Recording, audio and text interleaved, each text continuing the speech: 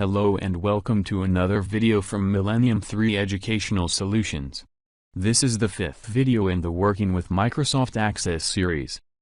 Note, we assume you have already created a database and have one or more tables created. We are also assuming you created a relational query.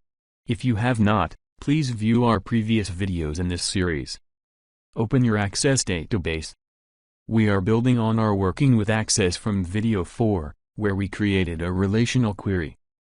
Looking at the data in QRY_orders query, notice how we have our three tables related and we are extracting the data from the columns noted below the tables. How do we handle situations where we need to calculate data? Example, we want to determine how many days are between the order data and the arrival data. To do this, we need to add an additional column. In this case, we will call our column Delivery Days. We want to add a calculation to subtract arrival date from order date. Click into a query column. We want to add the name of the column we are creating. In this example, we will enter Delivery Days : then the fields used to calculate our delivery days. Arrival date, minus, order date. Notice that our fields are in brackets. This lets the Access database engine know that these are fields from our tables. Now, let us run the query to see how our data looks. We will eyeball our results to ensure our query is accurate. Order date of October 10, 2012 arrived on October 18, 2012. We can see this is 8 days for delivery. Our result is correct. Go back into the design mode of the query.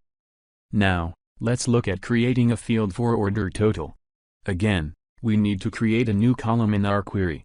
We will enter order total : and multiply the field's quantity by item cost. Run your query. Let's look at the result. For our first record, we have a quantity sold of 900 items at $3 per item. Our new column, order total, reflect 2,700. This is correct. If we want to format our order total column to display currency format, we can do this. Go back into the design mode, and to the right of your query, you will see the property sheet. If you do not see the property sheet, select the property sheet from the design menu ribbon. In the format field, select the currency option from the drop-down. Save your query. Now, run your query again to see the results.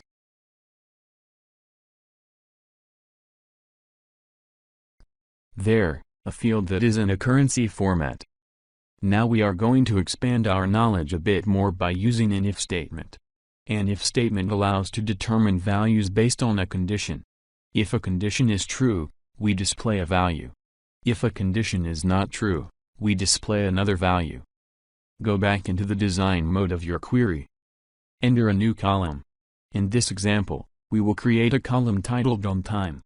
For one time, we need to determine the number of days an order took to deliver. If the order took more than 10 days to deliver, we consider that not on time. Otherwise, if the order was 10 days or less, the order was on time. Enter, on time : then enter if, right parenthesis, then, arrival date, minus, order date, greater than 10, no, yes. What this is saying is if the arrival date minus order date is greater than 10 days, then display no, otherwise, display yes. Run your query. Notice on the first record, the order took 8 days to deliver and our on-time field display yes. Because 8 is less than or equal to 10, the order is considered on time. Save your query. We hope you enjoy this lesson on adding calculations to your Access queries. We have another video that will demonstrate how to use this query for generating reports. Please watch our other videos in the series for more information on working with Access. Thank you for watching.